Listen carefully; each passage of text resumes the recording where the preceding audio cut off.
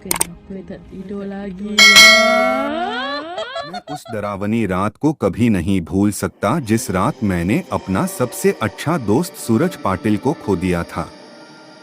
सूरज और मैं बचपन से ही एक दूसरे के साथ थे। सूरज मेरा दोस्त कम और भाई ज्यादा था।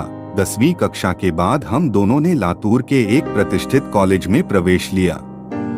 हमारे लिए लातूर शहर अनजान था, पर कुछ ही दिनों में हम उस शहर का चप्पा चप्पा जान गए थे, क्योंकि सूरज और मैं पूरे दिन गांव में बाइक से घुमा करते थे। हम दोनों रोज उसी शहर में घूमकर बोर हो चुके थे, इसलिए एक रात हमने लॉन्ग ड्राइव पर जाने का फैसला किया। हमने कामी गांव के जंगल में जाने का प्लान बनाया।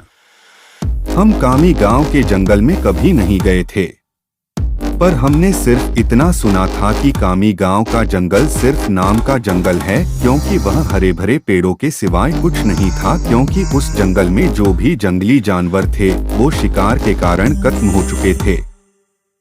इसलिए रात में लॉन्ग ड्राइव पर जाने के लिए वह जंगल बिल्कुल सुरक्षित था, और उसी रात पूर्णमासी की रात भी थी। मौसम भी अच्छा था, इसलिए मैं सूरज के साथ कामी गांव के जंगल में जाने के लिए राजी हो गया।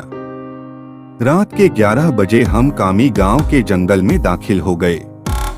हमने जैसा सुना था वैसे ही जंगल का रास्ता मक्खन की तरह मुलायम था। हमारी बाइक हवा से बातें करने लगी थी। वाकई बहुत मजा आ रहा था, पर मुझे इस बात से हैरानी हो रही थी कि हम जंगल के इतने अंदर दाखिल हो चुके थे, पर तब भी हमें रास्ते में एक भी गाड़ी दिखाई नहीं दे रही थी। जंगल का पूरा रास्ता सुनसान पड़ा हुआ था। तभी रास्ते में हमें एक पुल दिखाई दिया। सूरज ने उस पुल के बीचों बीच बाइक रोक दी। वह अंग्रेजों के द्वारा नदी में बनाया गया 100 से 200 साल पुराना ब्रिज था।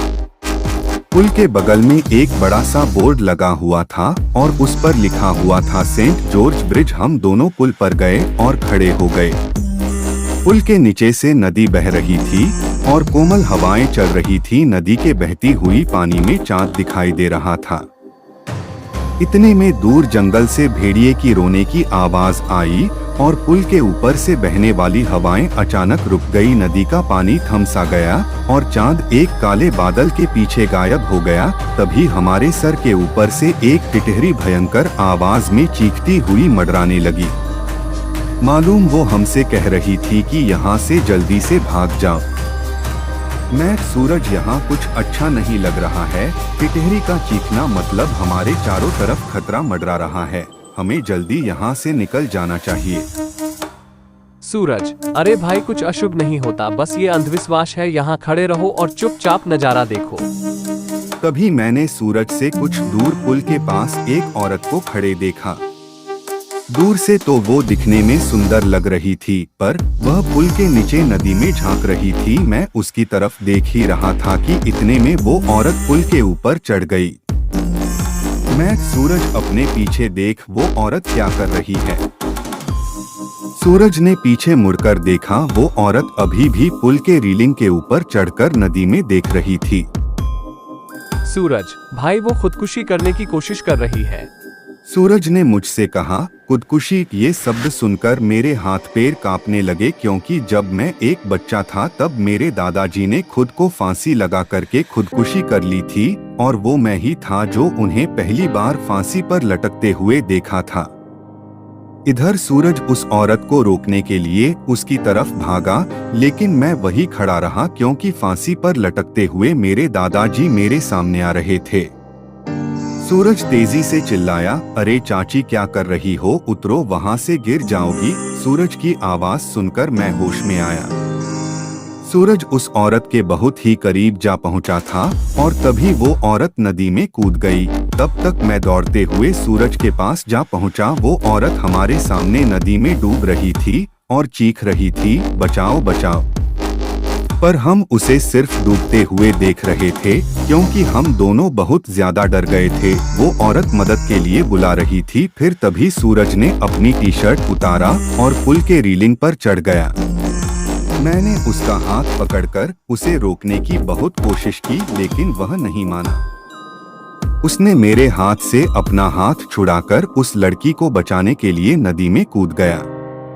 सूरज नदी में कूदते ही उसने अपने आसपास देखा तो उसे वह औरत कहीं भी दिखाई नहीं दे रही थी। उसने सोचा कि वह डूब चुकी होगी। फिर उसने गहरी सांसें ली और पानी के अंदर डुबकी लगाई। कुछ देर बाद वह पानी के ऊपर आया, लेकिन वह लड़की कहीं नहीं दिखाई दे रही थी। मैंने आंखें बंद करके भगवान से प्रार्थना की, लेकिन जब मैंने आंखें खोली तो मेरे बगल में ही पुल की रेलिंग पर वही औरत बैठी थी जो कुछ देर पहले नदी में कूद गई थी। वह किसी जंगली जानवर की तरह पुल की रेलिंग पर बैठी हुई थी और नदी में सूरज की तरफ देख रही थी।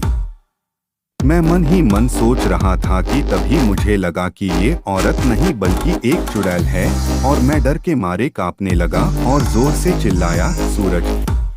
तभी वह चुड़ैल ने मेरे तरफ देखा और वह जैसे ही देखा मेरा सिर से पैर तक कांपने लगा। उसका चेहरा काला और आंखें पीली थी। माथे पर बड़ा सा कुमकुम था और नाक में बड़ी सी नथ थी। उसके नुकीले दांत उसके मुंह से बाहर निकले हुए थे और उसके नाखून जंगली जानवर की तरह लंबे और नुकीले थे।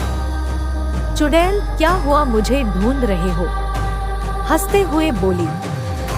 सूरज पानी की सतह से हमें देख रहा था। उसे भी पता चल चुका था कि ये कोई औरत नहीं बल्कि ये एक चुड़ैल है। सूरज हमें चौड़ी आंखों से देख रहा था। मैंने सोचा अब ये चुड़ैल मुझे किसी पुल पर चीड़-फाड़ कर मार डालेगी और फिर मेरी कच्चे मांस को चबा चबा कर खा जाएगी, क्योंकि मैं अकेले ही उसके पकड़ में आ गया था और डर के मारे मैंने अपने पैंट में पेशाब कर दी।